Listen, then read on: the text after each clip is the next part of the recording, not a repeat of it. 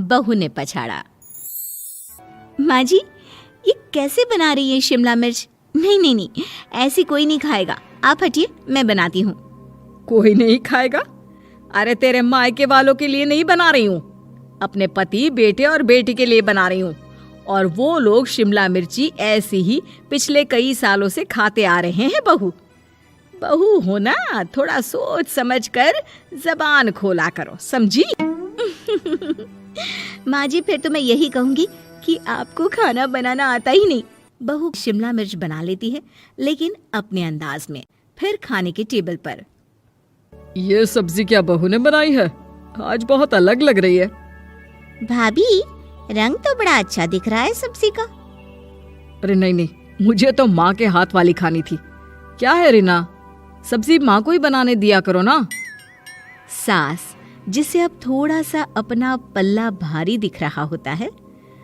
अरे अब बेटा मेरा जमाना आ गया। ये घर कभी मेरे नाम से चलता था, लेकिन अब लग रहा है कि मेरा होना ना होना एक ही बराबर है। बहू तो पूरे घर के साथ रसोई में भी राज करना चाहती है। माँ जी, आप ही ने तो कहा था शादी के वक्त कि रानी बनाकर रखेंगी मुझे। तो देखिए, रानी का काम यही होता है ना, राज करना। अरे देख बहू, माना तू राज करना चाहती है, लेकिन भूल मत, पूरी रियासत अभी मेरी है। अरे कैसी बात कर रही हो तुम दोनों? और ये क्या तरीका होता है बहू से बात करने का? बेचारी अभी तो आई है, उसको आजादी भी नहीं दोगी क्या? तो वो इस घर को अपना घर कैसे समझेगी? देखिए पापा, माँ सही कह रही है। घर को अपना घर समझी, इसमें कोई बुरी बात नहीं है। लेकिन सिर्फ अपना और हमें पराया करने की कोशिश करे ना जी ना, ये सोच तो बिल्कुल अच्छी नहीं है। देख, तू छोटी है ना, छोटी की तरह रहा कर। हर बात पर बीच में ना बोला कर। क्यों? वो मेरी बेटी है तो मेरे तरफ से ही बोलेगी ना। माँ जी, ये तरफ क्या होता है? हाँ, वो मेरी बहन नहीं है क्या? मैं मानती हूँ कि आज मैंने सब्जी बना दी, लेकिन थोड़ा खाने में बदलाव करना हम स्त्रियां भी तो जानती हैं और चाहती भी हैं। तो इसका मतलब ये तो नहीं कि घर के खाने की कोई वैल्यू ही नहीं है। देख, मैं कोई बहस नहीं करना चाहती, जाओ खाना खा लो। सभी खाना खाने बैठ जाते हैं। अगले रोज, माँ जी प्लीज, ये आस पड़ोस वालों को बोलिए ना, मुंह उठाकर घर में मत आ जाया करे।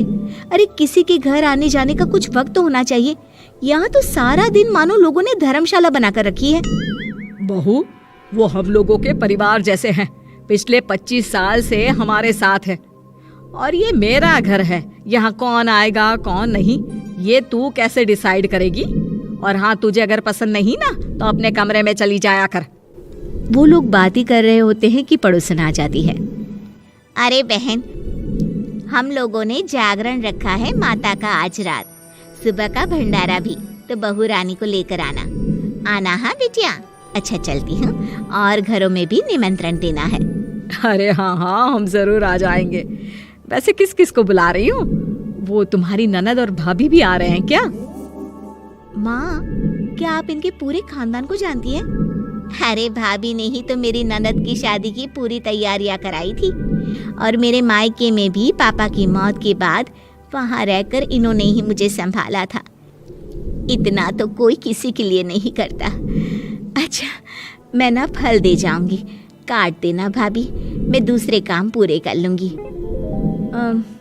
मेरी तो तबीयत खराब है माँ जी, आप ही काट देना सारे फल। मैं रात का खाना भिजवा दूंगी, परेशान ना होना। हाँ?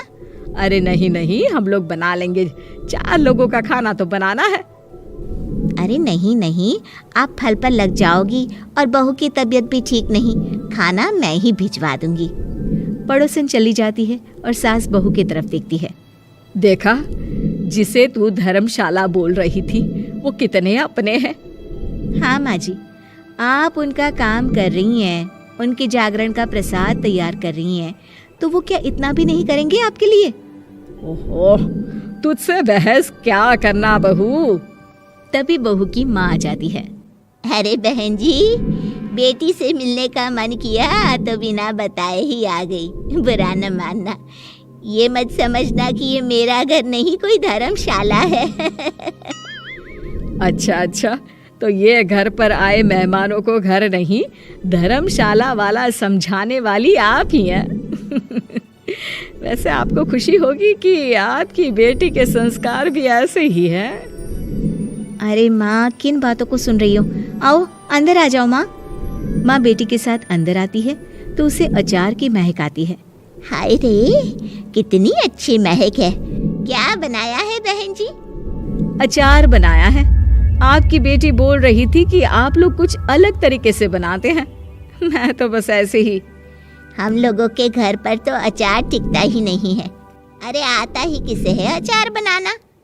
लेकिन जैसे ही बेटी माँ को कमरे में ले जाती है, क्या है माँ, क्यों आ गई यहाँ पर?